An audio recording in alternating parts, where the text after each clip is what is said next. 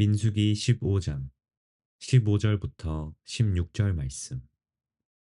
회중 곧 너희에게나 거류하는 타국인에게나 같은 율례이니 너희의 대대로 영원한 율례라. 너희가 어떠한 대로 타국인도 여호와 앞에 그러하리라. 너희에게나 너희 중에 거류하는 타국인에게나 같은 법도 같은 규례이니라. 좋은 날입니다. 성령님께서 오늘도 여러분의 심령 가운데 큰 은혜와 평강으로 함께해 주시기를 주님의 이름으로 축복합니다. 오늘은 여호와의 절기 시리즈의 5번째 시간입니다. 제목은 절기는 언제, 왜, 또 누구에게 언제까지 지키라고 주셨는가? 매우 중요한 테마입니다. 절기는 하나님께서 언제 주셨습니까? 누구에게 주셨습니까? 왜 이 절기를 주셨을까요? 그리고 언제까지 이 절기를 지켜야 할까요?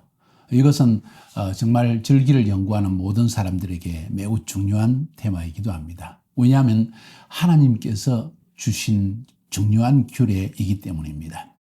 앞부분에서 거의 여기에 대한 답도 어느 정도는 주어져 있지만은 그러나 좀 더 이런 테마를 통해서 명확하게 우리가 성경적 지식을 가지고 있는 것은 중요한 일이라고 생각합니다. 먼저 첫 번째로 이 절기는 언제 그리고 왜 주어졌는가, 언제와 왜에 대한 답을 한번 살펴보도록 합시다. 성경의 절기에 대한 이야기는 많이 나오지만은 절기를 처음으로 반포하시고 그 절기를 반드시 지켜야 된다고 명령하신 곳은 어디입니까? 시내산입니다. 물론 이스라엘 백성들이 출애굽하기 직전에 유월절이라는 절기를 지키게 하였고 그것을 통하여서 이스라엘 백성을 구원하여 내긴 했습니다. 그러나 절기 전반에 대한 이야기를 하나의 법문으로서 하나의 율법으로서 명확하게 주신 것은 시내산이었습니다. 앞에서도 몇 번 말씀드린 것처럼 이스라엘이라는 민족 혹은 나라 혹은 하나의 신앙 공동체가 언제 형성되었을까? 여기에 대한 많은 신학적 질문들이 있고 답이 있습니다. 그러나 우리가 지난 시간에도 계속 배운 것처럼 이스라엘이라는 민족 공동체 혹은 국가 공동체가 형성된 것은 시작은 출애굽하기 직전 바로 그날 6월절에서 시작되어졌지만 우리가 운명 공동체구나 하는 것을 알게 되어졌습니다. 이스라엘 민족들 전체가 이스라엘 땅에 많이 흩어져 살고 있었지만 특별히 고센 땅에 살고 있었는데 그들 모두가 어린 양의 피를 흘려서 문설주에 바르는 순간 그들은 한 운명 공동체라는 걸 발견했습니다.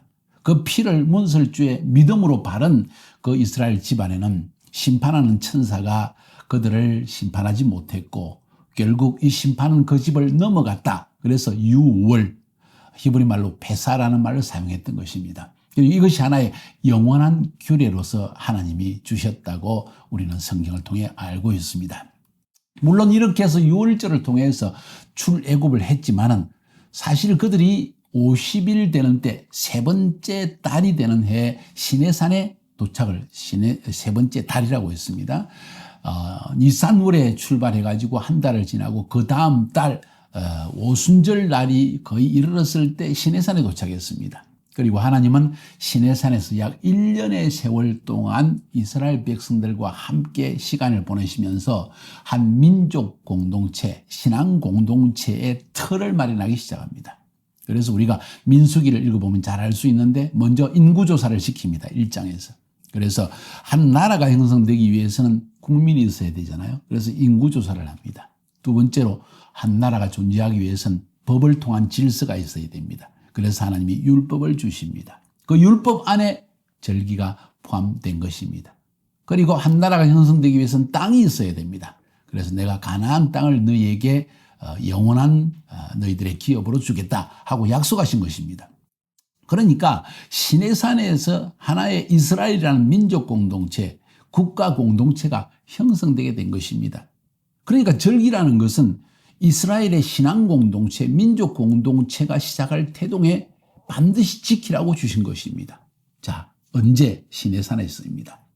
이제 한 민족 공동체로서 신앙 공동체로서 함께 한 운명 공동체로서 광야를 들어가서 가나안 땅에 들어가야 됩니다. 하나님의 약속을 이제 취하러 떠나는 것입니다.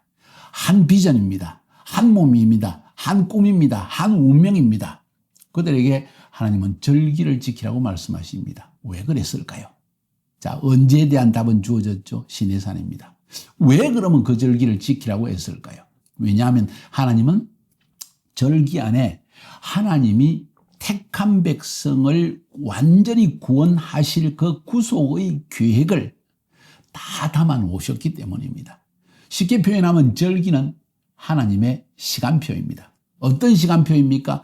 구원의 시간표입니다. 구속의 시간표입니다. 그래서 아직 하나님께서 하실 구속의 계획이 미래에 쭉 있는데 그 시간표를 담아 놓았기 때문에 이건 예언적 시간표인 것입니다. 그래서 절기는 하나님의 예언입니다. 구약 성경에 나와 있는 이사야, 예레미야, 에스겔, 다니엘 많은 선지자 예언서가 있는데 그 예언보다 더 중요한 예언인 이유는 선지자들을 통해서 말한 것이 아니라 하나님께서 직접 말씀하신 것이기 때문에 이 절기라는 예언은 너무나 중요한 예언인 것입니다. 사랑하는 여러분. 왜 주셨습니까? 절기 안에 하나님이 자기 백성을 구원하기 위해서 하실 일을 시간표를 다 담아 놓으셨기 때문입니다. 자, 제가 여기서 말하는 하나님의 백성은 누구일까요? 물론 이스라엘 백성들의 구속의 시간표이지만 그 안에는 이스라엘뿐만 아니라 인류 전체에 대한 모든 인류, 하나님의 형상대로 지음받은 인간들 가운데 하나님이 구원을 위해서 택하신 자들을 구원하실 그 시간표를 하나님은 절기 안에 다 심어 놓으신 것입니다. 그러니까 이 절기를 지키라. 왜 지키라고 하셨는가? 너희를 구원하시는 하나님의 그 시간표를 알기 원하느냐? 인류의 역사의 시작과 마지막을 알기 원하느냐? 그 여정 속에 하나님이 하신 일을 알고 싶으냐? 그렇다면 반드시 절기를 지켜야 한다 하는 의미에서 하나님은 절기를 주신 것입니다. 여러 번 반복해서 말씀드렸지만 또 반복합니다. 이것은 여러분에게 너무 중요한 내용이기 때문입니다. 예언이기 때문입니다. 인류의 운명에 관한 것이기도 하기 때문입니다. 그 하나님의 절기에는 안식일이 기본이라고 했습니다. 안식일은 어떤 예언입니까? 하나님이 하늘과 땅을 새롭게 창조하실 새하늘과 새 땅이 우리에게 임할 것이다. 지금 죄로 물들어서 눈물과 근심과 질병과 죽음이 있는 이 세상이 아니라 하나님이 창조하실 새 하늘과 새 땅, 영원한 하나님의 나라가 온다. 그날을 기다리라 하는 의미에서 안식일을 지키라고 하는 것입니다. 그리고 그날은 바로 완전한 구속이 이루어지는 날이다. 마치 애굽의 종살이에서 하나님께서 구원하여 내신 것과 같은, 그러나 그때는 광야를 거쳐야 했는데 이제는 그 광야를 거쳐서 가나안 땅에 들어가는 마지막 완전한 구속이 주어지는 때가 있다. 이것을 지금 다 말씀해 주시는 것입니다. 그래서 봄절기를 통해서는 이 우리의 인류의 구속과 하나님이 가져오실 새 창조를 위해서 메시아가 올 것이다. 메시아가 모든 인류의 죄를 대신 짊어지고 십자가에서 죽으시고 우리의 저주와 죄를 다 짊어지고 죽으시지만 부활하실 것이다. 이것이 봄절기예요. 메시아의 초림에 대한 이야기가. 가을절기에는 이 메시아가 부활 성천했지만은 다시 마지막 심판을 위해서 영원한 하나님의 나라 새하늘과 새 땅이 임할 그 직전에, 완전한 구속을 주실 그 직전에 그 메시아는 다시 이 땅에 오실 것이다. 그리고 우리에게 완전한 구원을 주실 것이다. 그게 바로 예수님의 재림에 관한, 메시아의 재림에 관한 두 번째 가을절기라는 것입니다. 이 가을절기 세 개, 봄절기 세 개, 그 중간에 오순절 샤부옷이라고 하는 펜타코스텔 데이가 남아 있습니다. 이날은 성령님이 임하실 것이다. 왜? 주님이 재림하시는 그때까지, 마지막 종말의 때까지 사단 마귀가 끊임없이 하나님의 백성을 괴롭히고 이 세상은 어둠을 향하여 질주하여 나아갈 때 하나님이 성령을 주셔서 자기 백성을 어두운 가운데에서도 인도하여 주기 위해서, 또 성령의 능력으로 수많은 사람들이 아직 구원받지 못한 완전한 구속, 새하늘과 새 땅에 들어가지 못하는 불신자들을 예수 믿게 해서 구원받게 하기 위해서 성령을 주시는 날이다. 이렇게 봄절기는 예수님의 초림, 가을절기는 예수님의 재림, 그 중간에 성령을 부어주셔서 바로 그 성령님이 우리의 삶을 마지막 재림에까지 인도해 주신다는, 빛이 되신다는, 지혜가 되신다는, 능력이 되신다는 이야기가 이 절기 안에 담겨 있기 때문에 하나님의 절기는 너무너무 중요하다는 것입니다. 이해가 되시죠? 절기는 언제, 왜 주셨는가? 자, 이제 그 다음에 살펴볼 주제는 절기는 누구에게 주셨는가? 우리는 쉽게 생각할 것입니다. 이거 유대인의 절기 아닙니까? 이스라엘 민족을 위해서 주신 절기 아닙니까? 그럼 이스라엘 민족들만 지키면 된다고 쉽게 생각하기 쉽습니다. 그런데 성경은 우리에게 큰 그림을 볼 때 이스라엘 안에, 이스라엘이라는 그 단어 안에, 그 민족 공동체 안에, 그 신앙 공동체 안에 예수 믿는 교회도 함께 상징적으로 다 집어넣으셨다는 걸 알아야만 합니다. 그래서 이스라엘의 구원은 곧 우리의 구원이라는 것을 이제 이번 시간, 다음 시간에 여러분이 점점 알게 될 것입니다. 자, 절기는 누구에게 주셨는가? 물론 이스라엘의 12지파에게 그 당시에 시내산에서 주셨습니다. 그러면서 레위기 23장 2절에 하나님께서 이런 말씀을 하십니다. 이스라엘 자손에게 말하여 이르라. 이것이 나의 절기들이니, 나의 절기들이니 너희가 성회로 공포할 여호와의 절기들이니라. 자, 하나님의 절기, 나의 절기다. 자, 이건 유대인의 절기가 아니라 여호와의 절기다.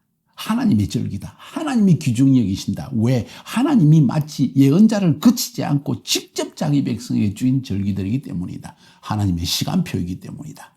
그 다음 민수기 15장 16절에 보면 여기에 대해서 바로 이 절기에 대한 이야기를 하시면서 회중 곧 너희에게나 거류하는 타국인에게나 같은 율례이니 너희의 대대로 영원한 율례라.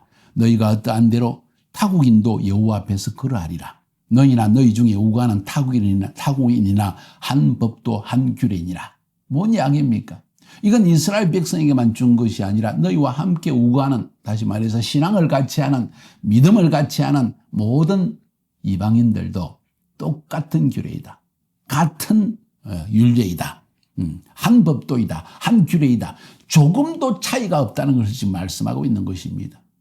전능하신 하나님을 믿고 여호와 하나님을 나의 구주로 영접한 이 모든 사람들은 유대인, 이방인 가리지 않고 모두가 똑같은 규례다 하는 사실을 지금 성경은 우리에게 말하고 있는 것입니다. 이 오늘 본문에서 나오는 보세요. 회중 곧 너희에게 거류하는 타국인에게나 너희에게나 거류하는 타국인에게나, 이 말은 회중에는 이스라엘 백성 너희, 그리고 거류하는 타국인, 다시 말해서 이방인, 이스라엘과 이방인 모두를 합해서 하나님은 회중이라고 표현을 합니다.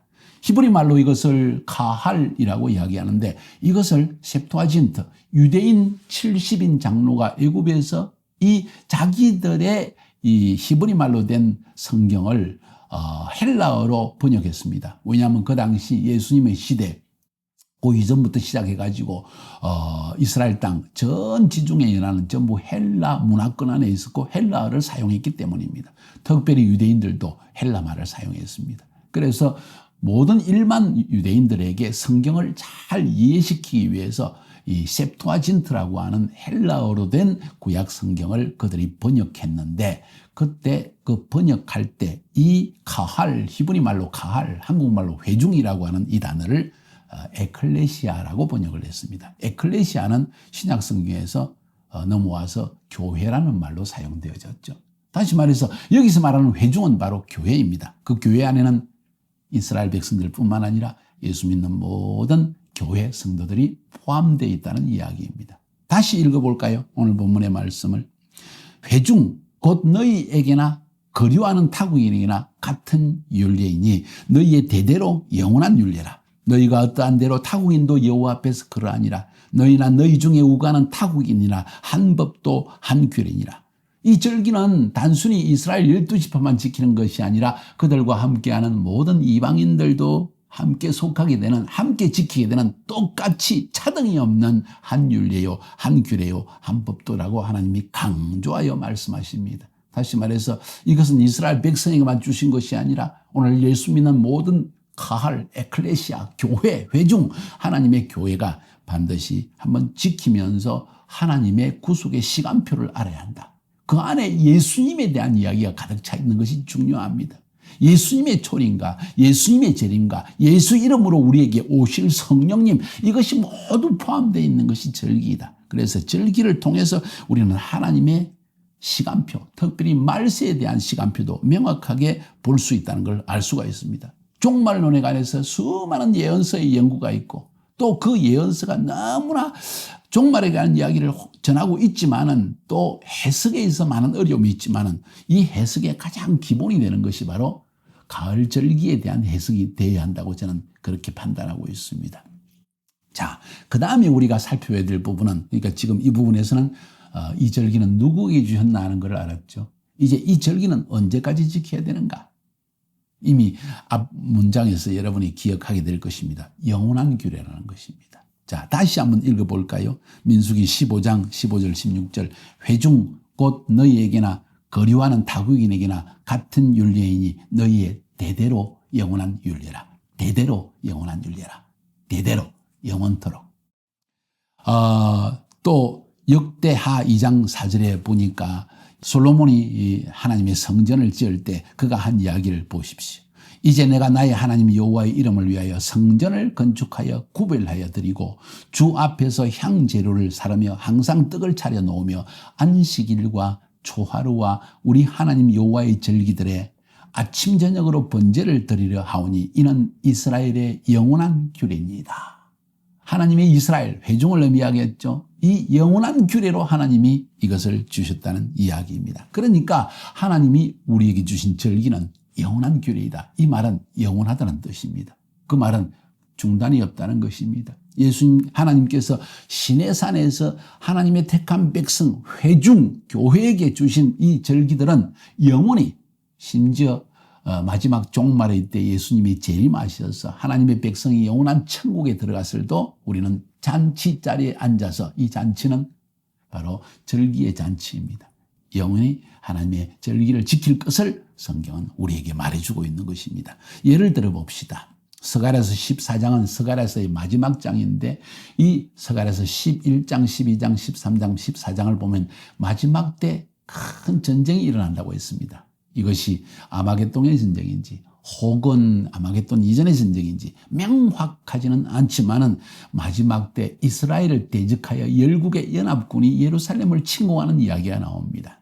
그것이 끝나고 난 다음에 이야기를 14장 16절부터 19절까지 이렇게 기록하는데, 저는 해석할 때 이 마지막 때의 전쟁, 바로 그 직후에 천년 왕국이 오지 않겠는가 하는 생각으로 저는 조심스럽게 해석을 해봅니다. 그렇다면 천년 왕국의 시대에 무슨 일이 일어나는가? 한 가지 예를 탁 들면서 성경은 스가랴서 14장을 마치고 있습니다. 종말에 대한 이야기입니다. 예루살렘을 치러 왔던 이방 나라들 중에 남은 자가 해마다 올라와서 그 왕 만군의 여호와께 경배하며 초막절을 지킬 것이라. 땅에 있는 족속들 중에 그 왕 만군의 여호와께 경배하러 예루살렘에 올라오지 아니하는 자들에게는 비를 내리지 아니하실 것인즉 만일 애굽 족속이 올라오지 아니할 때에는 비 내림이 있지 아니하리니 여호와께서 초막절을 지키러 올라오지 아니하는 이방 나라들의 사람을 치시는 재앙을 그에게 내리실 것이라. 애굽 사람이나 이방 나라 사람이나 초막절을 지키러 올라오지 아니하는 자가 받을 벌이 그러하니라. 뭔 이야기입니까? 마지막 종말의 때 주님께서 재림하시는 그 시즌에 이 14장의 앞부분에 보면 메시아가 감람산에 그 발이 닿는다, 지상 재림하는 이야기가 나오기 때문에 하는 이야기입니다. 예수님이 지상 재림했다면 천년왕국이 이 땅에서 시작되는 것입니다. 바로 그 다음의 이야기가 오늘 스가랴서 14장 16절부터 19절까지 이야기거든요. 뭔 이야기를 하고 있습니까? 이미 천년왕국이 시작되어졌는데 이제는 지상에서의 예수님이 왕으로서, 왕중왕으로서 지상 재림을 하고 있는 때인데, 그때도 이방 백성들 가운데 메시아께 경배하러 오지 않는 민족이 있더라는 거예요. 천년왕국의 모습이 어떠한가 하는 일면을 볼 수 있는 굉장히 중요한 부분입니다. 그래서 만약 초막절을 통해서 메시아를 인정하고 하나님의 나라에 들어가기를 사모하는 그런 믿음을 가지고 나오지 않는 백성들은 하나님이 저주 내리신다는 거예요. 비를 안 내린다는 것은, 그 당시의 언어로서 비를 안 내린다는 것은 우리 삶에 임할 저주를 의미하는 것입니다. 이렇게 표현하자면 왜 이 말을 합니까? 심지어 천년왕국의 시대에도 초막절이 계속되고 있다 하는 이야기입니다. 마지막으로 하나 더 볼 것은 마태복음 8장 11절 12절입니다. 마치 천국에서 초막절 잔치가 벌어지는 모습을 저는 보는 것 같습니다. 혹은 결혼식 잔치가 벌어집니다. 혼인잔치라고 표현하는 게 낫겠죠.